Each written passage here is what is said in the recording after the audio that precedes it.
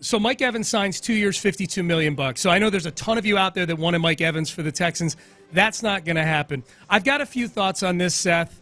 And I guess, the Texans are part of my thoughts here. I guess ultimately, if we're just looking at this, 2 years, $52 million. I feel like he did well on the average annual value. The 2 years feels like it's been looking for Mike Evans if he's looking for a tippy-top deal. He might have also just, like you get to that age in your 30s and you want to have some flexibility and like when you can retire and everything. So the 2 years might have been perfect for him, just because you don't have to pay back money. Pay your bonus money back, right? Yeah, right. yeah.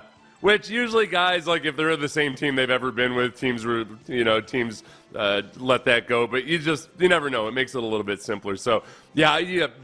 I'm guessing maybe he would have loved 3 years, $75 million, but also just wondering, maybe with the uncertainty of what was out there, or maybe with some of the information that his agent got at the combine, he knew that was unlikely to be much bigger than what he got offered by Tampa. And by the way, just for everybody, the legal tampering starts on Monday next week, and then the actual free agency when other teams can sign their own players, or other teams' players officially, is on Wednesday. Wednesday afternoon. But usually, the deals are usually filtered out by, you start hearing stuff about on Monday. 5 minutes into it, you'll hear stuff on Monday. Yeah, I mean, so the announcements will come Monday and Tuesday. The official signings will be Wednesday and thereafter. So $26 million on average. I mean, that's like top 5 or 6 receiver money as far as average annual value goes. And I'm with you. Like, I think Evans, like all the things Evans' agent was listing when he talked to Jordan Schultz, to have all those things on one team, to be the number one receiver, to get top-tier money, to be on a Super Bowl contender with a non-rookie, high-level quarterback. Like, there's no teams, in my opinion, that definitively is probably his best option. I guess the thing about Evans this year that a lot of people noticed and didn't really think of it as a negative, but that like there were times this year where Evans, who's very, very competitive, where he looked frustrated. Like he looked very frustrated at times as a team that just has recently competed in Super Bowls was just not firing on the same level of precision. Obviously, I wonder exactly what they told him about re-signing Baker Mayfield, or what they're going to do at quarterback that made him feel comfortable enough to sign this contract right now. Like, I wonder, is this an indication that like maybe they're close with Baker Mayfield as well? Yeah. That's a really good point. Like Evans never looked like he wanted. I wouldn't have thought he wanted any part of a team that's like going to be trying out a new quarterback or a later round pick or something like that.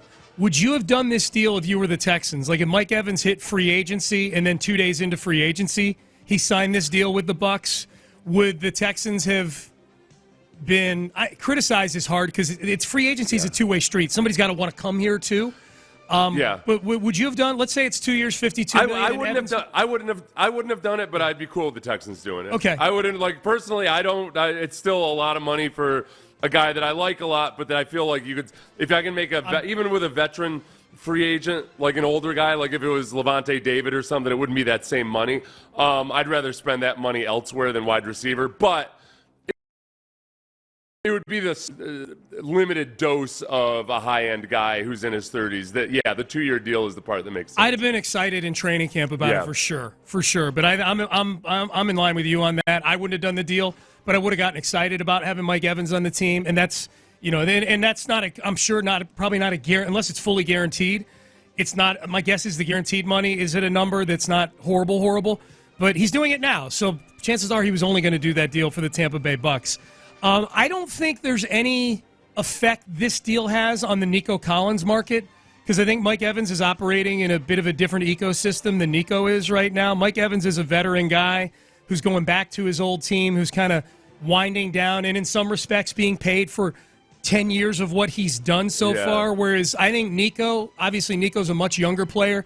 Any deal Nico gets, if it starts to get into a neighborhood of where he's in that 18, 20 million, is going to be done in part on spec because he's only had one really, really good season. If the deal happens this offseason, so I think there's. Oh yeah, this doesn't have any reflection at all on. This doesn't even get entered into anybody's calculations. Like this is a veteran guy. For any of the guys that are more in the prime of their career, that's you're basing on other comps than this. The names to watch out for if you're looking at Nico Collins' deal is, and I'm not saying he's Justin Jefferson, but Jefferson's going to reset the market probably. So that's what the tippy top is going to look like. I would say Amon-Ra St. Brown, if he gets an extension.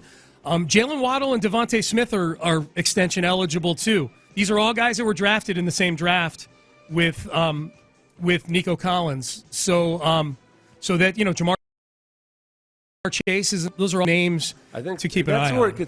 That's where it gets tricky with Nico Collins and why I think he might end up pushing it one more year down the road is the Texans can, I think, without any reason to believe Nico Collins would get insulted by this. If Amon-Ra St. Brown signs an extension, the Texans can say yes and look at his production and his availability compared to you. There's no way we're going to give you that level of money because it's night and day. Amon-Ra's been there and been available and been productive as opposed to just 1 year. So I think that's where it's most likely that if Nico really wants to push the envelope, and he's talked about not even in the context of making money, he's just talking about wanting to be a top guy, to be up there. I can't remember if he said top five, but that's he's right there like 7th or 8th right now in a lot of respects. He wants to be up in that category in terms of who he is as a wide receiver. But he can't get that Amon-Ra St. Brown money until he shows that he can do it for multiple seasons. One more year he needs. He needs one more big season. I guess this Mike Evans signing too, so we're kind of going through our thoughts. If you're just getting in your car, you're just tuning in. Mike Evans off the market, agrees to a 2-year, $52 million deal with the Tampa Bay Buccaneers. So he's going back to Tampa Bay. I guess this is a reminder too, Seth, that if you're a Texan fan, keep your push notifications on. Keep it tuned here to Sports Radio 610, all of those things. Keep your head on a swivel because we could see these are the types of deals that we could see a fair amount of over the next 3 or 4 days with the Houston Texans.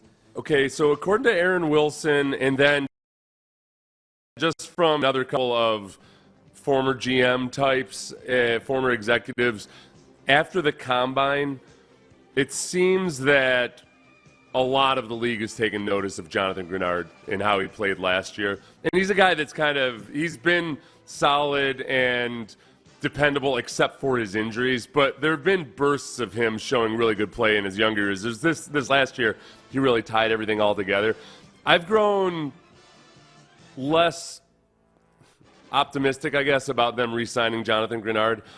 It's not that if they don't sign Jonathan Greenard, but they end up bringing in somebody else, then I'm not going to be forlorn about it or anything. But I think that Jonathan Greenard might end up commanding a lot more money than maybe even the Texans anticipated.